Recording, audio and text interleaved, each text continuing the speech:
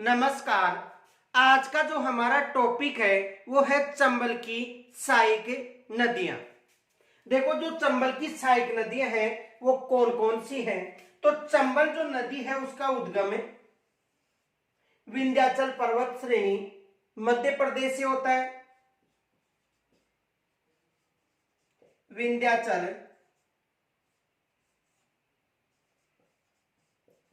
पर्वत श्रेणी मध्य प्रदेश से चंबल नदी का उद्गम होता है। उद्गम होने के बाद ये नदी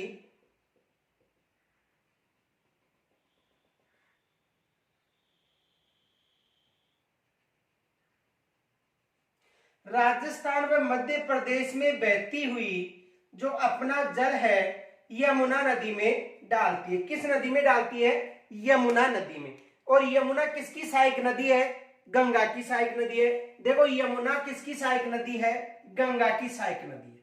और गंगा अपना जो जल है वो बंगाल की खाड़ी में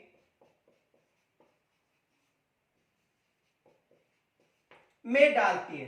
तो ये चंबल हो गई, ये यमुना है और ये गंगा नदी। तो चंबल किसकी सहायक नदी है? चंबल गंगा और यमुना की सहायक चंबल नदी। अब देखो, चंबल की जो सहायक नदी है कुन्नू नदी, इसकी जो सहायक नदी है कौन सी नदी? कुन्नू नदी। ये कुन्नू नदी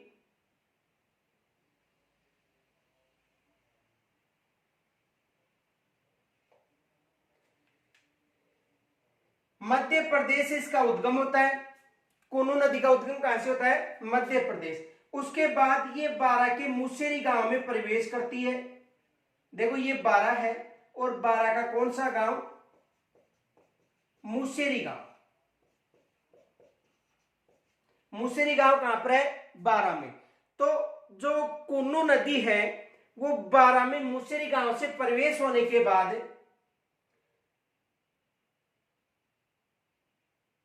बारा में बहती हुई मध्य प्रदेश में बहने के बाद, देखो, उद्गम मध्य प्रदेश से होता है।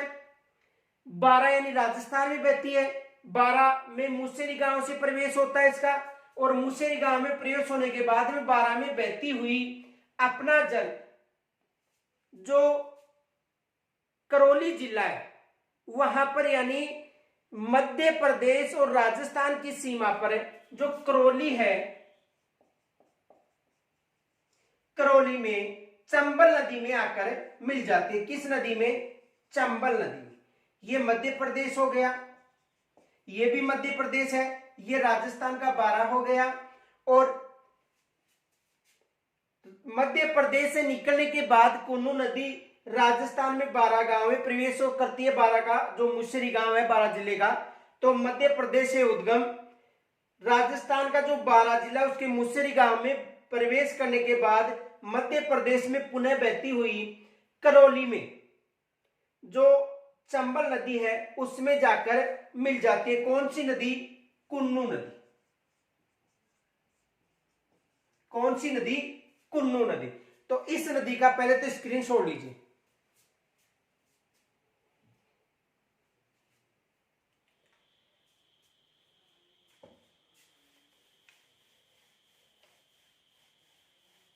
देखो, कुन्नू नदी का जो उद्गम है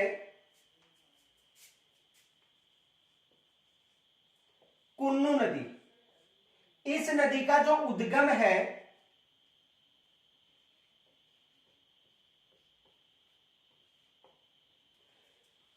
गुना मध्य प्रदेश से होता है। कहां से होता है? गुना मध्य प्रदेश से। किस नदी का? कुन्नू नदी का जो उद्गम है गुना मध्य प्रदेश से होता है। अब देखो, यदि इसके बहाव क्षेत्र की बात करें,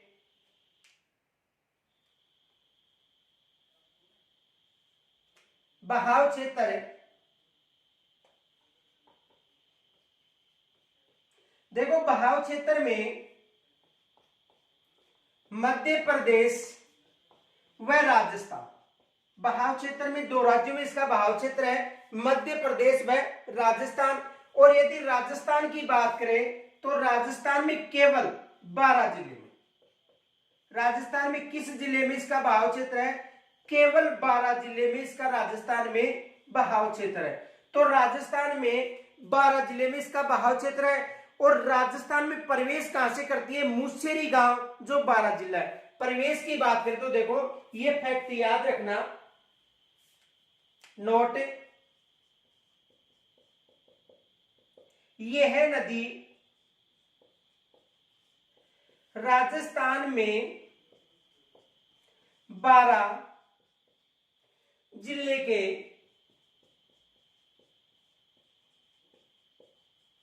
मुसेरी गांव से प्रवेश करती है।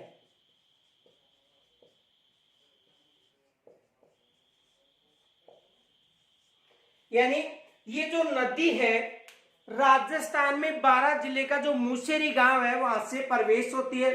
और 12 जिले में प्रवेश करने के बाद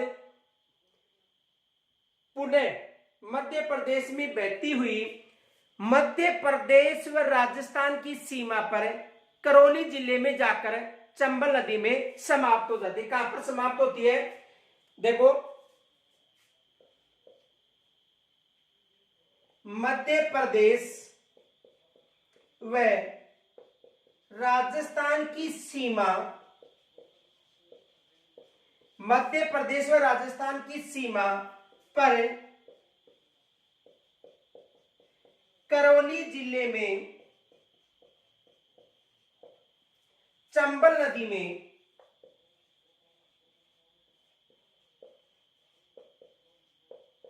जाकर अपना जल डालती है। किस नदी में जाकर डालती है? चंबल नदी में अपना जल जाकर डालती है। तो यहां से प्रश्न एग्जाम में बन सकता है। पहले इसका स्क्रीनशॉट लीजिए।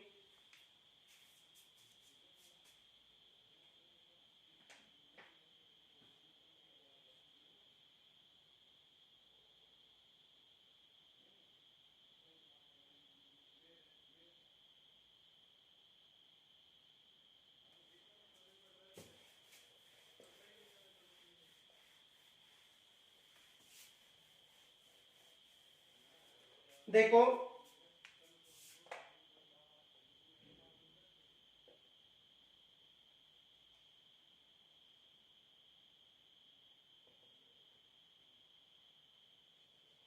ये राजस्थान है।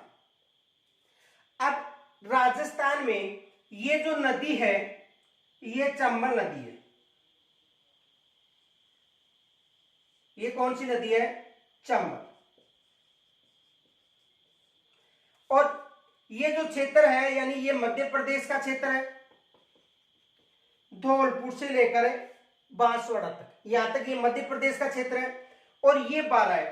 अब देखो इस नदी का जो गुन्ना मध्य प्रदेश से उद्गम होता है,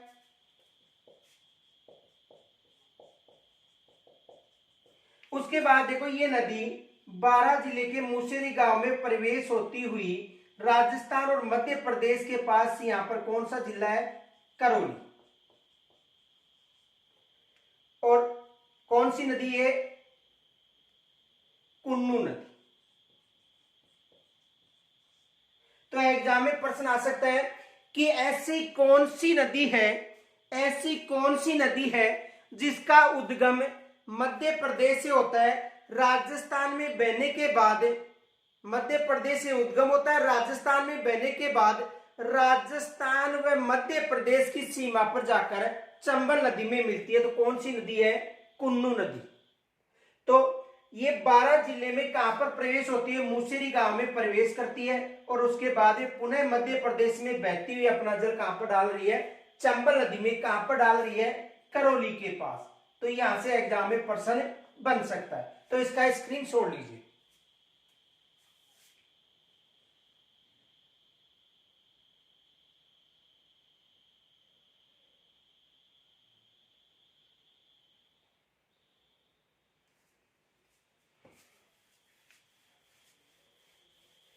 दूसरी जो सहायक नदी है वो है पार्वती।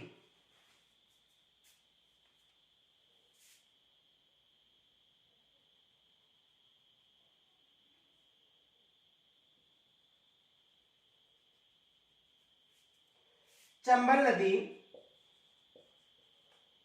और चंबल की जो सहायक नदी है वो है पार्वती।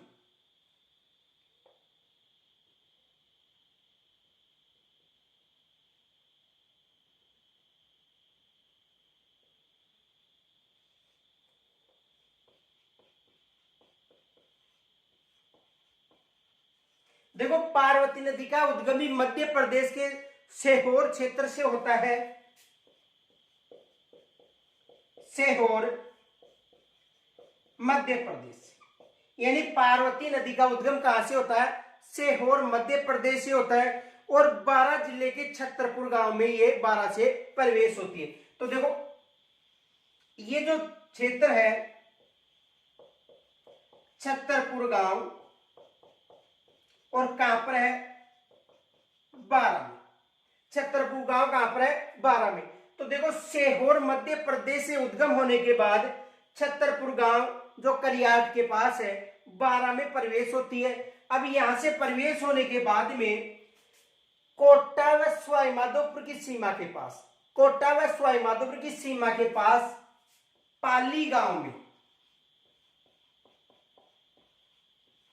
पाली गांव में जाकर किस नदी में मिल जाती है? चंबल नदी में मिल जाती है। तो देखो, पार्वती, ये जो पार्वती नदी है, कौन सी नदी? पार्वती नदी।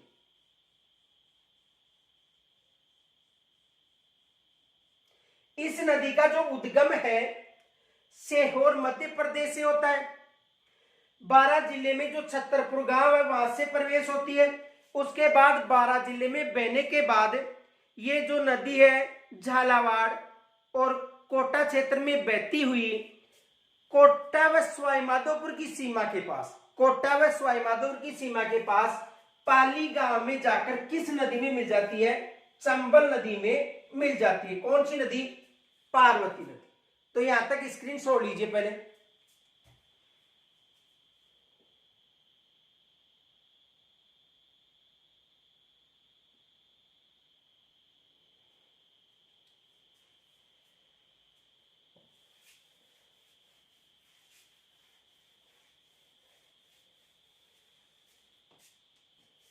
देखो,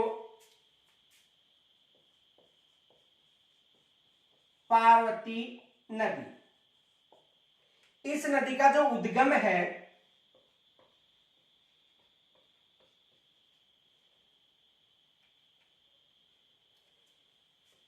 सीहोर मध्य प्रदेश से होता है। जो पार्वती नदी है इसका जो उद्गम है वो कहां से होता है? सीहोर मध्य प्रदेश से। याद रखना, बहाव क्षेत्र मध्य प्रदेश व राजस्थान, इसका जो बहाव क्षेत्र है दो राज्यों में है, मध्य प्रदेश व राजस्थान में इसका बहाव क्षेत्र है। इनके अलावा देखो,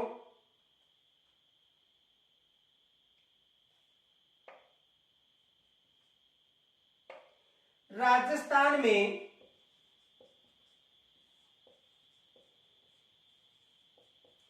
छतरपुर गांव बारां में प्रवेश करती है। यानी प्रवेश कहां पर करती है? राजस्थान में जो छतरपुर गांव है, छतरपुर गांव कहां पर है? बारां में। तो राजस्थान में कहां पर प्रवेश होती है? बारां में प्रवेश होती है। और बारां में प्रवेश होने के बाद देखो, ये बारां में बहती हुई कोटा व सवाई माधोपुर की सीमा पर जाकर देखो समापन कहां पर होता है?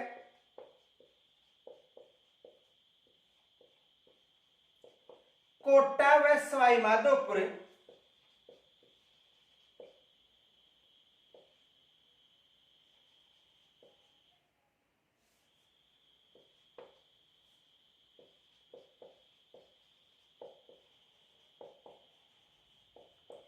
की सीमा के पास पाली गांव कहां पर होता है? यानी कोटा व सवाईमाधोपुर की सीमा पर पाली गांव में किस नदी का समापन होता है? पार्वती नदी का समापन होता है। तो पार्वती नदी का उद्गम सीहोर मध्य प्रदेश से होता है। राजस्थान और मध्य प्रदेश में इसका बहाव क्षेत्र है। इनके अलावा देखो ये छतरपुरा बारा से प्रवेश होती है और इसकी जो सहायक नदी है वो है लासी बरनी बेतली। लासी बरनी बेतली, लासी बरनी बेतली, देखो इसकी सहायक नदी है लासी बरनी बेतली। इनके अलावा देखो बाण गंगा भी इसकी सहायक नदी है, बाण गंगा।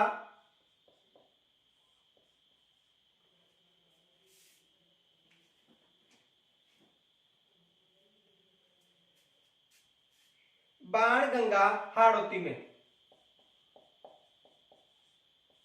देखो लासी बरनी बेतली बाण गंगा यानी हाड़ौती में बाण गंगा।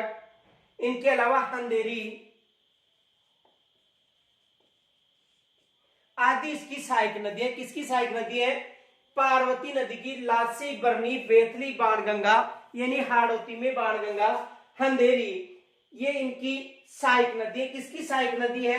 पार्वती की सहायक नदी। तो यहां तक स्क्रीन छोड़ लीजिए पहले।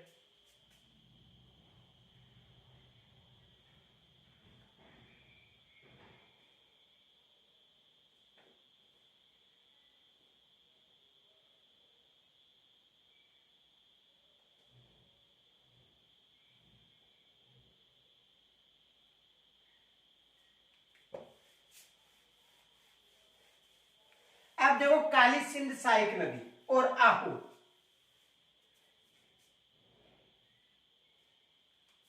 देखो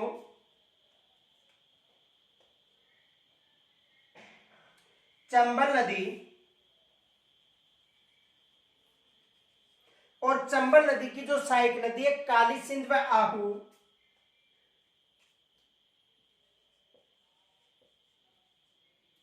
चंबल नदी।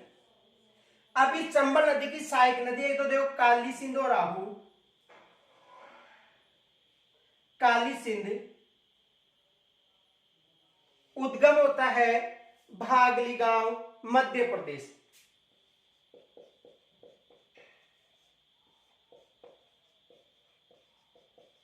कहां से होता है? भागली मध्य प्रदेश।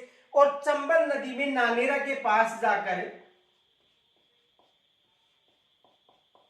किस नदी में समाप्त हो जाती है? चंबल नदी में। और कौन सी नदी है? काली सिंध। कौन सी नदी है? काली सिंध। इस काली सिंध के एक सहायक नदी है जिसका नाम है आहू।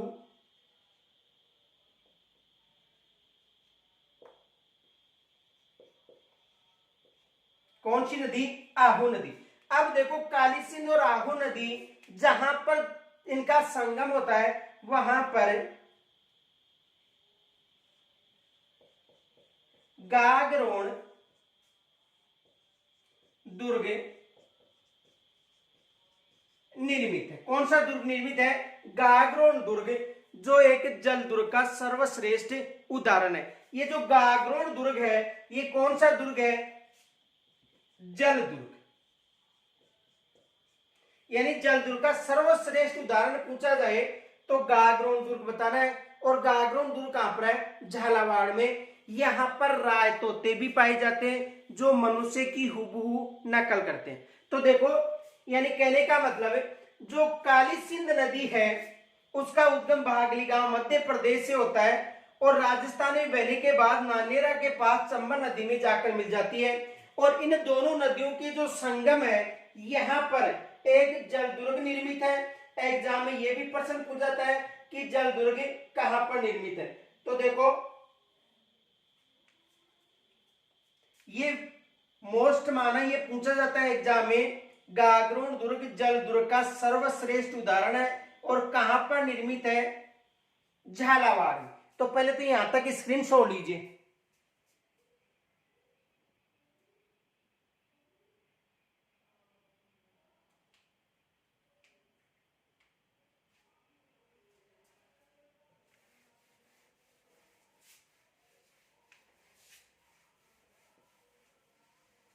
देखो इस नदी का जो उद्गम है काली सिंध नदी का,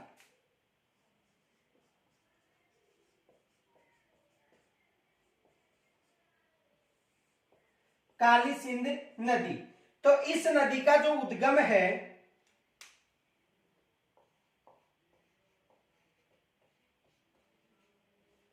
उद्गम होता है मध्य प्रदेश में देवासा के पास बागली गांव से।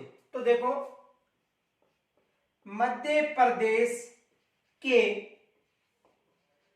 देवासा, यानी देखो देवासा मध्य प्रदेश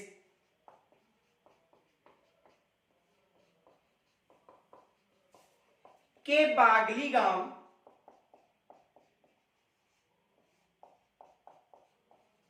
कहां से होता है? देवासा मध्य प्रदेश के बागली गांव से इस नदी का उद्गम होता है। किस नदी का उद्गम होता है? काली सिंध नदी का उद्गम होता है। अब देखो इसका जो बहाव क्षेत्र है, बहाव क्षेत्र यानी जो काली सिंध नदी है इसका जो बहाव क्षेत्र है वो दो राज्यों में, मध्य प्रदेश और राजस्थान, मध्य प्रदेश व राजस्थान, यानी जो काली सिंध नदी है इसका जो बहाव क्षेत्र है मध्य प्रदेश व राजस्थान में है। इनके अलावा देखो एक फैक्ट याद रखना, यह नदी झालावाड़ के रायपुरा के पास बिंदा गांव से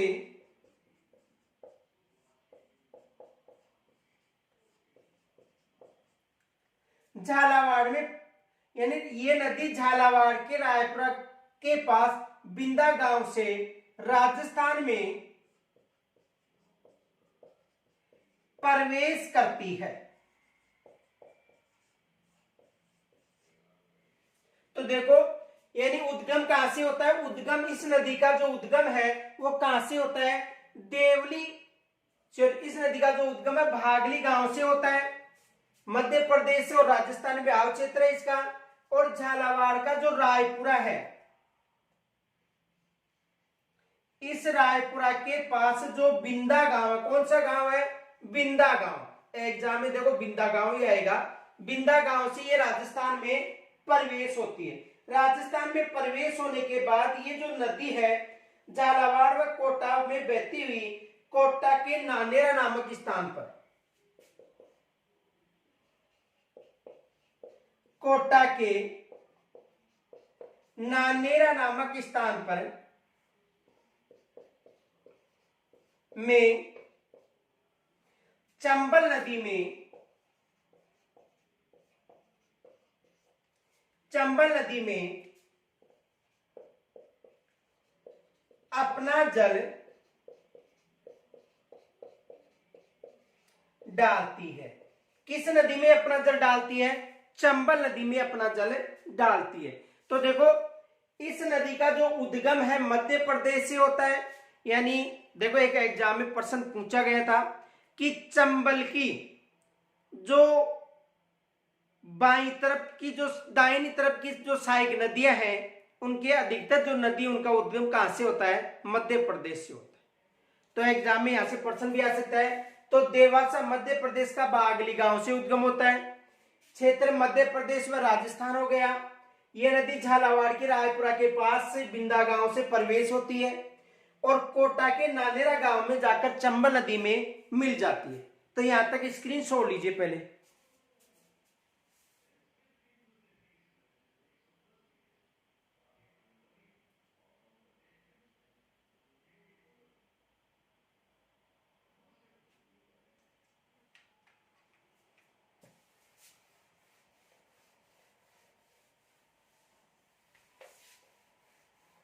देखो इसकी जो सहायक नदी है आहू नदी, देखो ये हो गई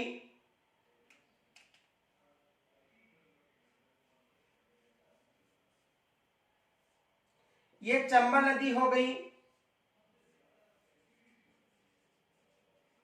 और चंबल की ये सहायक नदी कौन सी हो गई? काली सिंध। काली सिंध, चंबल की कौन सी सहायक नदी हो गई?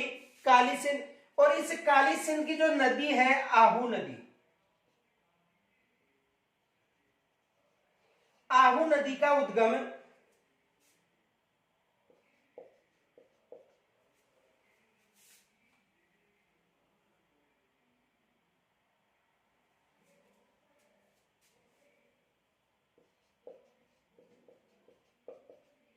सुसनेर मध्य प्रदेश से होता है, जो गागरोन के पास किस नदी में आकर मिल जाती है? काली सिंध नदी में। और ये कौन सा दुर्ग है? गागरोन दुर्ग।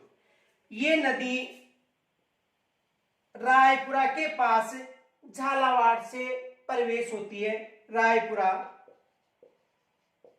रायपुरा कहां पर है? झालावाड़ में। तो जो आहू नदी है, आहू नदी का जो उद्गम है सुसनेरा मध्य प्रदेश से होता है। यहां पर उद्गम होने के बाद रायपुरा जो गांव है झालावाड़ में, यहां से ये प्रवेश होती है, और झालावाड़ में बहने के बाद झालावाड़ में ही किस नदी में आकर मिल जाती है? काली सिंध नदी में आकर मिल जाती है। किस नदी में आकर मिल जाती है? काली सिंध नदी में आकर मिल जाती है, जो किसकी सहायक नदी है? काली सिंध की सहायक नदी है। तो यहां तक स्क्रीन छोड़ लीजिए पहले। देखो,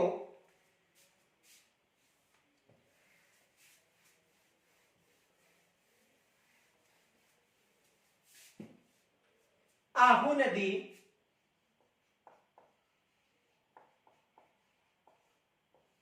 और आहू नदी का जो उद्गम है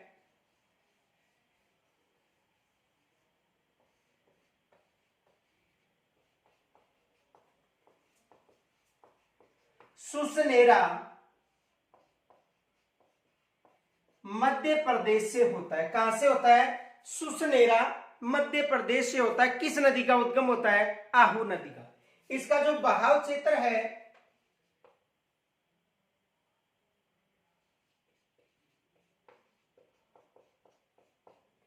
मध्य प्रदेश व राजस्थान, इसका बहाव क्षेत्र किन किन राज्यों में है? मध्य प्रदेश व राजस्थान में इसका बहाव क्षेत्र किस नदी का? आहू नदी का। अब देखो,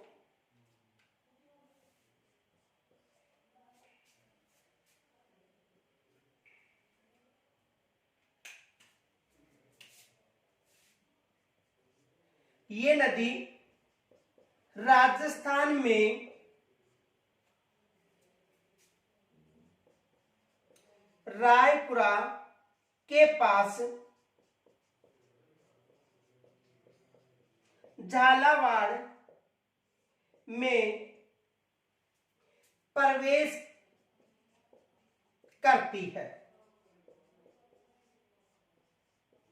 कहां पर प्रवेश करती है? यह है राजस्थान में जो रायपुरा है उसके पास से झालावाड़ में प्रवेश करती है, और इसका जो समापन है झालावाड़ में गागरोन दुर्ग के पास काली सिंध नदी में होता है। तो इसका समापन है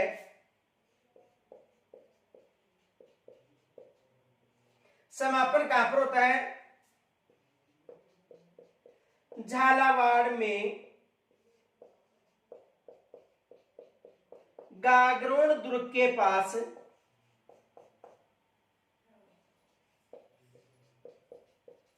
काली सिंध नदी।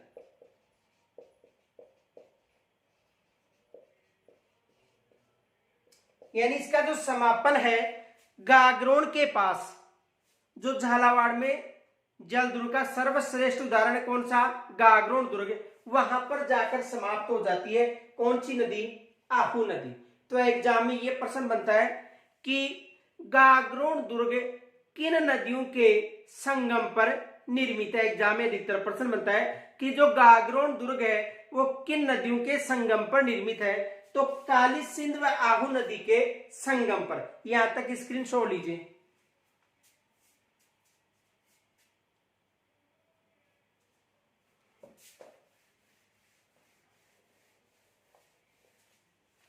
देखो एग्जाम में ये प्रश्न बनता है,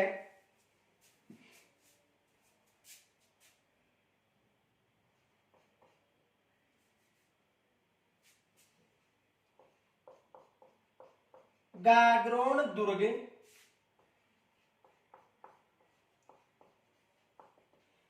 किन नदियों के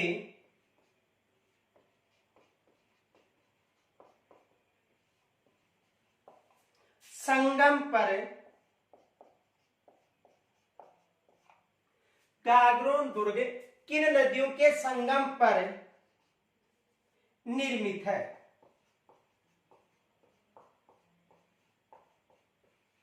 गागरोन दुर्ग किन नदियों के संगम पर निर्मित है। तो देखो काली सिंध व आहू नदी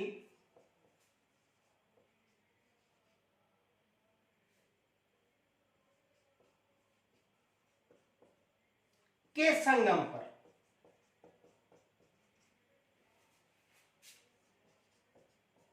किन नदियों के संगम पर, काली सिंध व आहू नदी के संगम पर निर्मित है। और ये जो दुर्ग है, कौन सा दुर्ग, गागरोन दुर्ग, ये सर्वश्रेष्ठ जल दुर्ग है। कौन सा दुर्ग है, जल दुर्ग है। और कहां पर निर्मित है, झालावाड़ में।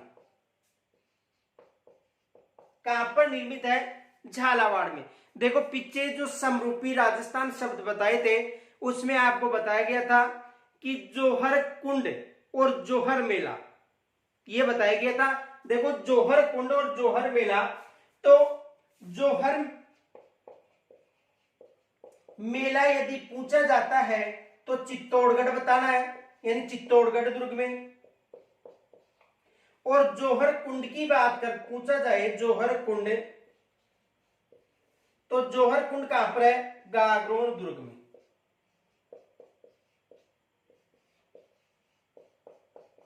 जोहर कुंड कहां पर है, गागरोन दुर्ग में। यानी यहां से एग्जाम में प्रश्न बनता है, देखो ये भी याद रख लेना, मोस्ट है।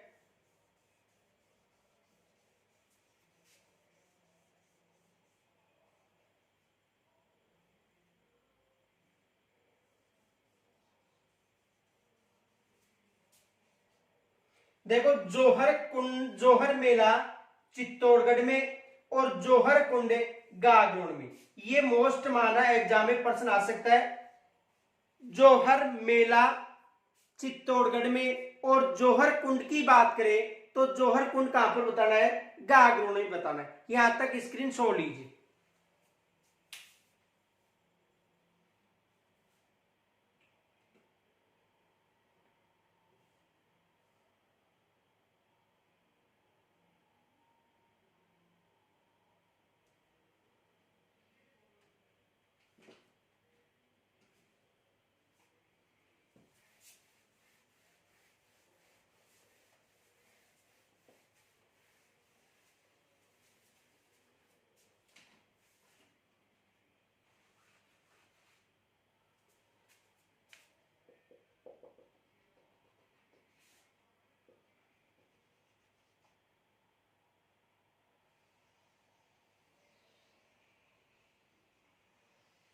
देखो ये झालावाड़ है, ये बारा है, और ये है मध्य प्रदेश।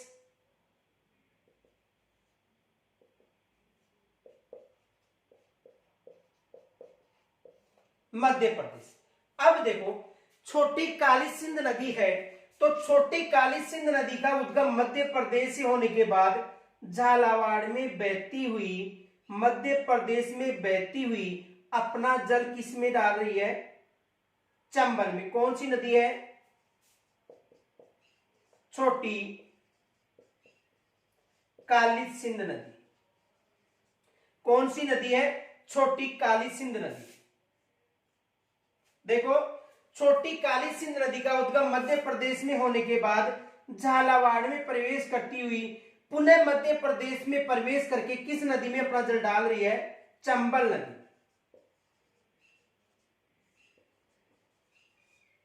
कौन सी नदी? छोटी काली सिंध नदी। वो काली सिंध नदी थी जो देवासा भागली से उद्गम हो रहा था। और ये कौन सी नदी है? छोटी काली सिंध नदी। तो छोटी काली सिंध नदी का बहाव मध्य प्रदेश के बाद राजस्थान में होता हुआ पुनः मध्य प्रदेश में बहती हुई अपना जल कहां पर डाल रही है?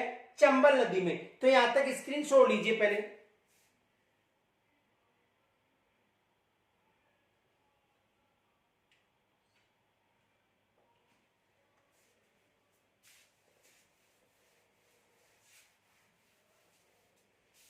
देखो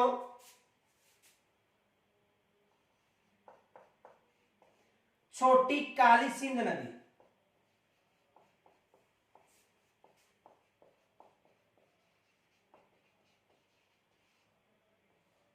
छोटी काली सिंध नदी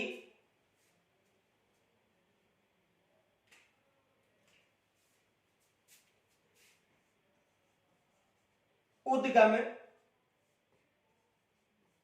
मध्य प्रदेश से, बहाव मध्य प्रदेश व राजस्थान,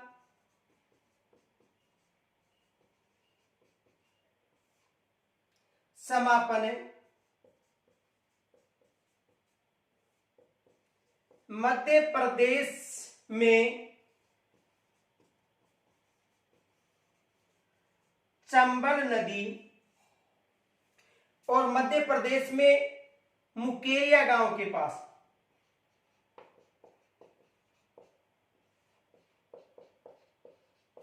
मध्य प्रदेश का कौन सा गांव? मुकेरिया गांव। तो देखो इस नदी का जो उद्गम है मध्य प्रदेश से होता है, इसका बहाव क्षेत्र मध्य प्रदेश व राजस्थान है, समापन है मध्य प्रदेश में जो मुकेरिया गांव है, चंबल नदी, यहां पर इस नदी का समापन होता है। किस गांव के पास? मुकेरिया गांव के पास। तो देखो छोटी काली सिंध नदी की यदि बात करें तो छोटी जो काली सिंध नदी है इसका उद्गम राजस्थान से, मध्य प्रदेश से होता है, जो राजस्थान में बहने के बाद मध्य प्रदेश में बहती हुई अपना जो जल है वो चंबल नदी में डालती है। तो यहां से भी एग्जाम में प्रश्न बन सकता है। और यदि कहां पर? मुकेरी गांव में। चंबल नदी में कहां पर जाकर समाप्त होती है? मुकेरी गांव में। और यदि राजस्थान में पूछा जाए तो मानसी गांव है झालावाड़ में, वहां से राजस्थान में प्रवेश होती है। पूछा जा सकता है, देखो नोट, मानसी गांव कहां पर है? झालावाड़ में। मानसी गांव झालावाड़ से राजस्थान में प्रवेश करती है।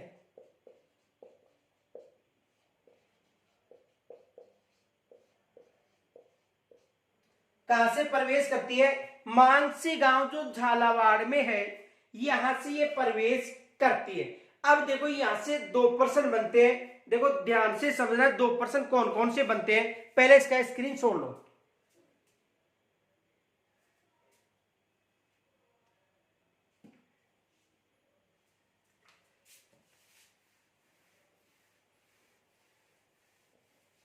देखो 2% याद रखना, एग्जाम में आ सकते हैं। पहला प्रश्न तो ये बनता है, ऐसी कौन सी नदी है जिसका उद्गम मध्य प्रदेश, जिसका उद्गम मध्य प्रदेश से होता है,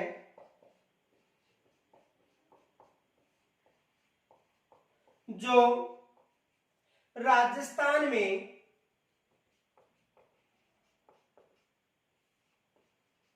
बहने के बाद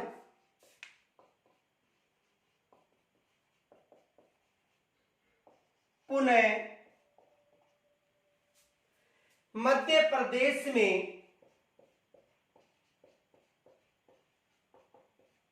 बहती हुई अपना जल राजस्थान व मध्य प्रदेश की सीमा पर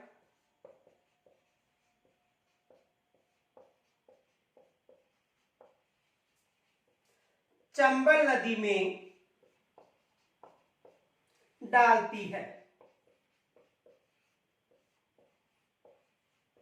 एक तो ये प्रश्न बनता है। देखो प्रश्न क्या है कि ऐसी कौन सी नदी है जिसका उद्गम कहां से हो रहा है? मध्य प्रदेश। उद्गम कहां से हो रहा है? मध्य प्रदेश। उसके बाद राजस्थान में बहने के बाद किस राज्य में? राजस्थान में बहने के बाद पुनः मध्य प्रदेश में, पुनः कहां पर? मध्य प्रदेश में बहती हुई अपना जल किस नदी में डाल रही है? चंबल नदी में। और किन किन के मध्य? यानी राजस्थान और मध्य प्रदेश की सीमा के पास। एक तो ये प्रश्न बनता है। तो कौन सी नदी है? कुन्नू नदी, जो गुन्ना मध्य प्रदेश से निकलती है। तो एक तो ये प्रश्न बनता है अधिकतर कि ऐसी कौन सी नदी है जिसका उद्गम मध्य प्रदेश से होता है, जो राजस्थान में बहने के बाद पुनः मध्य प्रदेश में बहती हुई अपना जल राजस्थान व मध्य प्रदेश की सीमा पर किस नदी में डालती है? चंबल नदी में। तो एक तो यहां से प्रश्न बनता है। दूसरा प्रश्न, पहले इसका स्क्रीनशॉट लीजिए।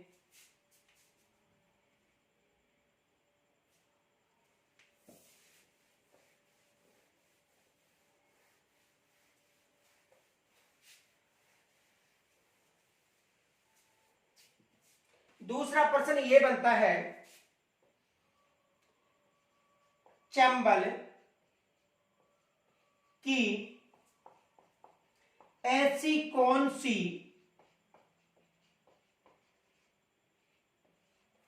नदी है, सहायक नदी है,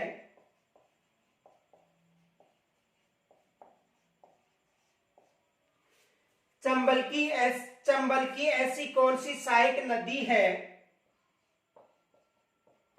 जिसका उद्गम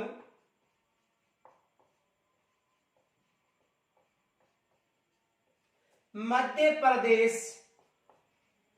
से होता है, जो राजस्थान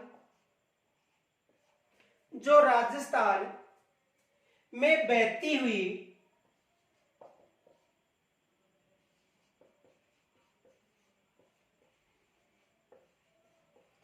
पुनः मध्य प्रदेश में बहने के बाद अपना जल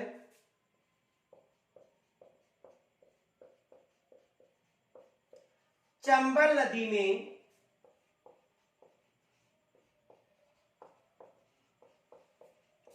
डालती है। देखो, वो तो केवल उसका भी उद्गम मध्य प्रदेश है, इसका भी मध्य प्रदेश है, दोनों का भाव क्षेत्र राजस्थान में, फिर पुनः दोनों मध्य प्रदेश में बहती है। लेकिन जो कुन्नू नदी है तो वो तो राजस्थान और मध्य प्रदेश की सीमा के पास, समापन में अंतर है, वो तो राजस्थान और मध्य प्रदेश की सीमा के पास करौली में जाकर समाप्त होती है, और ये नदी केवल मध्य प्रदेश में जाकर समाप्त होती है। कौन सी नदी है? छोटी काली सिंध नदी। छोटी काली सिंध नदी कौन सी नदी है? छोटी काली सिंध नदी है, जिसका जो समापन है वो कहां पर हो जाता है? मध्य प्रदेश में। तो यहां से एग्जाम में प्रश्न बन सकता है, इसका स्क्रीन छोड़ लीजिए।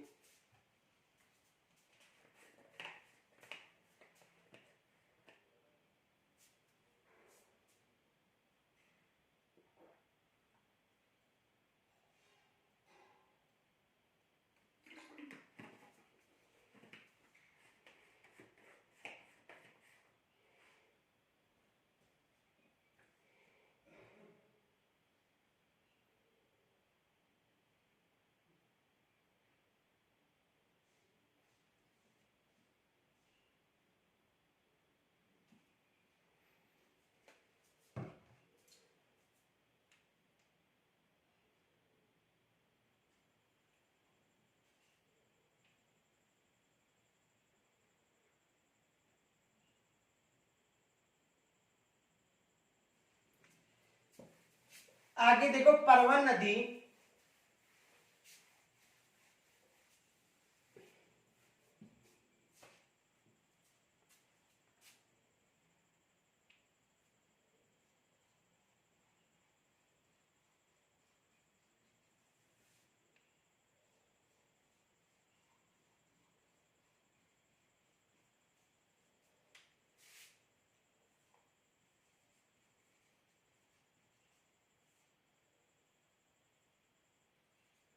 चंबल नदी और चंबल नदी की सहायक नदी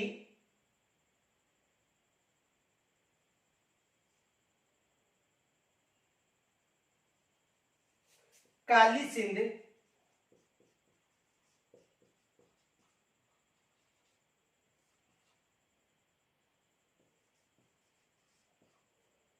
और काली सिंध की जो सहायक नदी है वो है परवन।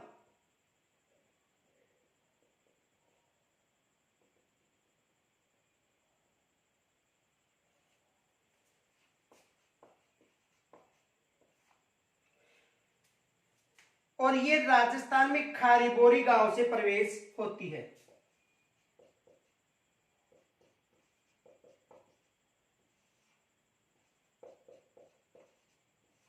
कहां से प्रवेश होती है? खारीबोर गांव से राजस्थान में ये प्रवेश होती है। और राजस्थान में प्रवेश होने के बाद में ये काली सिंध नदी में कोटा में जाकर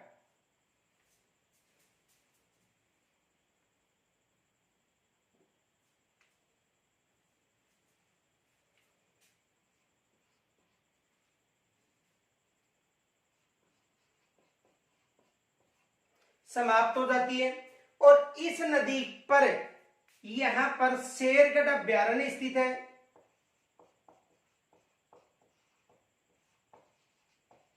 शेरगढ़ अभ्यारण्य कहां पर स्थित है? बारां। तो जो परवन नदी है, इस नदी का उद्गम मध्य प्रदेश से होता है। कहां से होता है? मध्य प्रदेश में विंध्याचल पहाड़ी से। और इस नदी के तट पर शेरगढ़ अभ्यारण्य स्थित है। कौन सा अभ्यारण्य स्थित है? शेरगढ़ अभ्यारण्य, जिसे सर्पों की संरक्षण स्थली कहा जाता है। शेरगढ़ जो अभ्यारण्य है इसे सर्पों की संरक्षण स्थली कहा जाता है। सर्पों की संरक्षण स्थली किसे कहा जाता है? शेरगढ़ अभ्यारण्य। और शेरगढ़ अभ्यारण्य कहां पर है? बारां में। किस नदी के तट पर है?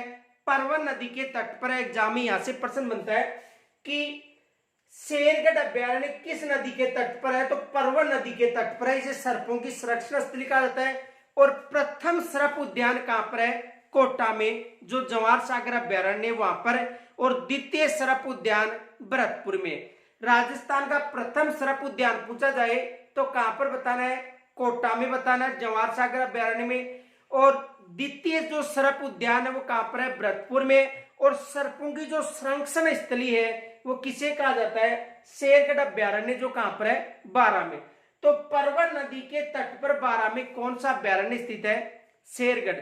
और यदि सुंदा माता जो क्षेत्र है वहां पर जो प्रथम भालू अभ्यारण्य है, वो जो राजस्थान का प्रथम भालू अभ्यारण्य है वो किस नदी के तट पर है? आपको कमेंट्स के माध्यम से बताना है, क्योंकि पीछे आपको बताया जा चुका है कि जो प्रथम भालू अभ्यारण्य है पश्चिमी राजस्थान में वो किस नदी के तट पर स्थित है। तो यहां तक पहले स्क्रीनशॉट लीजिए।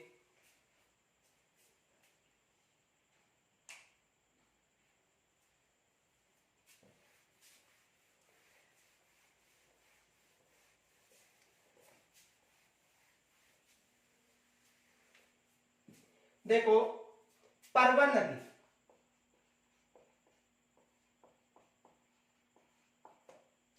परवन नदी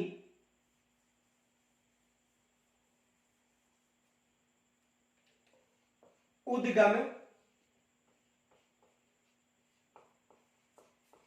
मध्य प्रदेश की, मध्य प्रदेश में विंध्याचल पर्वत श्रेणी से। मध्य प्रदेश में जो विंध्याचल पर्वत श्रेणी है वहां से परवन नदी का उद्गम होता है। बहाव क्षेत्र की बात करें, मध्य प्रदेश व राजस्थान,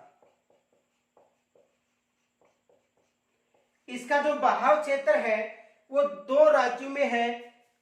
मध्य प्रदेश से बहने के बाद ये राजस्थान में प्रवेश करके राजस्थान में ही काली सिंध नदी में समाप्त हो जाती है। समापन है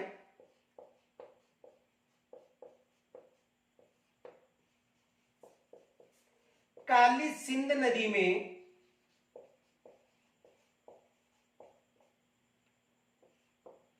कोटा के पास या कोटा में, यानी काली सिंध नदी में समापन होता है कहां पर? कोटा में।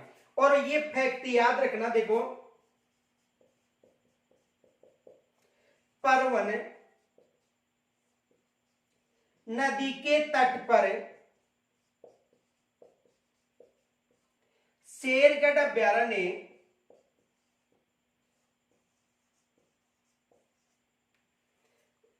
कहां पर? 12 में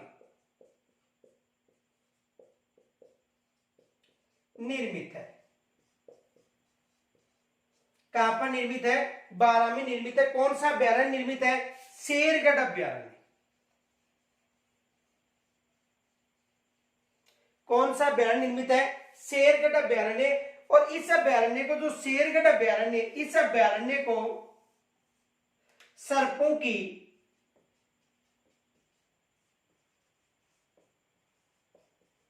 संरक्षण स्थली कहा जाता है। किसकी संरक्षण स्थली कहा जाता है? सर्पों की संरक्षण स्थली किसे कहा जाता है? शेरगढ़ अभ्यारण्य को कहा जाता है, जो 12 में निर्मित है। और किस नदी के तट पर निर्मित है? परवन नदी के तट पर निर्मित है। तो देखो एग्जाम में यहां से ये प्रश्न अधिकतर पूछा जा चुका है कि जो शेरगढ़ अभ्यारण्य है वो किस नदी के तट पर स्थित है। तो शेरगढ़ अभ्यारण्य किस नदी के तट पर स्थित है? परवन नदी के। तो यहां तक स्क्रीनशॉट लीजिए पहले।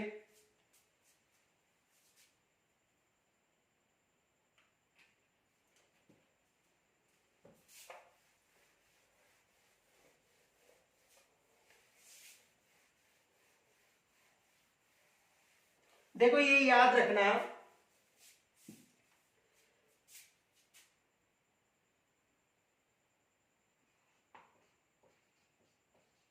सर्पों की संरक्षण स्थली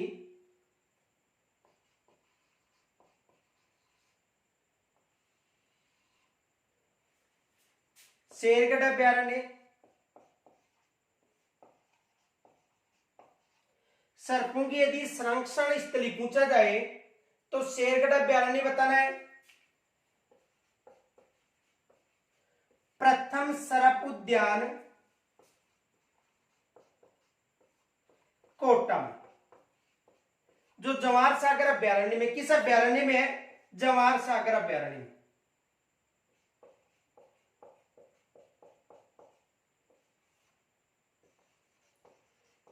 किस अभ्यारण्य में? जवाहर सागर में। और द्वितीय सर्प उद्यान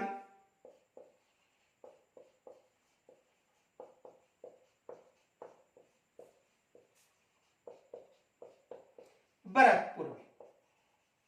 द्वितीय सर्प उद्यान कहां पर है? भरतपुर में। तो देखो ये एग्जाम में मोस्ट मान लेना, एग्जाम में प्रश्न बन सकता है कि प्रथम सर्प उद्यान कहां पर है? कोटा में, जो जवाहर सागर अभ्यारण्य में है। और सर्पों की जो संरक्षण स्थली है वो किसे कहा जाता है? सर्पों की संरक्षण स्थली शेरगढ़ अभ्यारण्य को कहा जाता है। और द्वितीय सर्प उद्यान कहां पर है? भरतपुर में। अब देखो यहां से एग्जाम में क्या प्रश्न आया था, पहले इसका स्क्रीनशॉट लीजिए। देखो एग्जाम में क्या प्रश्न आया था।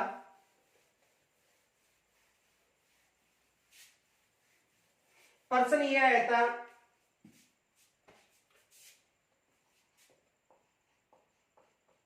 उत्तर भारत का प्रथम सरप उद्यान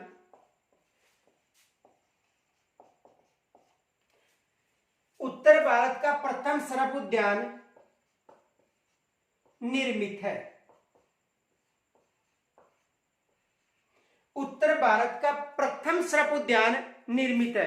तो उत्तर भारत का जो प्रथम सरप उद्यान है वो कहां पर है? कोटा में।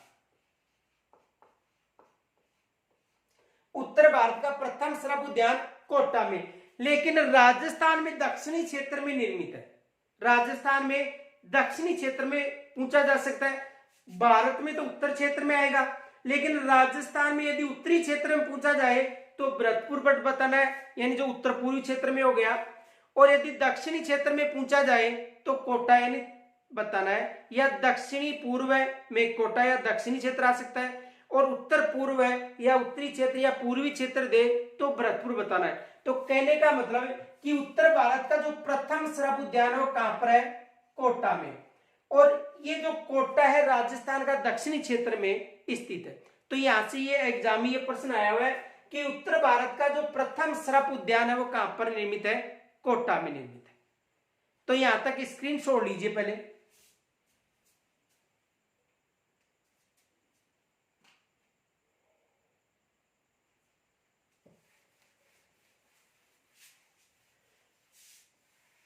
देखो यहां तक यदि कोई समस्या हो तो कमेंट्स के माध्यम से जरूर बताना। इनके अलावा देखो जो एग्जाम है वो नजदीकी है, तो अधिक से अधिक तैयारी करने की कोशिश करना, क्योंकि जो पात्रता मान लो या अन्य जो परीक्षाएं हैं उनमें जो पेपर है उसमें इस टॉपिक से लगभग 1 या 2% बनते हैं। इनके अलावा जो प्रथम श्रेणी की जो एग्जाम है उसमें जो ज्योग्राफी का पेपर है उस पेपर में भी जो अफवाह प्रणाली है उसको वर्तमान में शामिल कर लिया है। तो इस टॉपिक को ध्यानपूर्वक यदि आप समझोगे तो जल्दी समझ में आएगा। और यहां तक यदि कोई समस्या हो तो मुझे कमेंट्स के द्वारा जरूर बताना। धन्यवाद।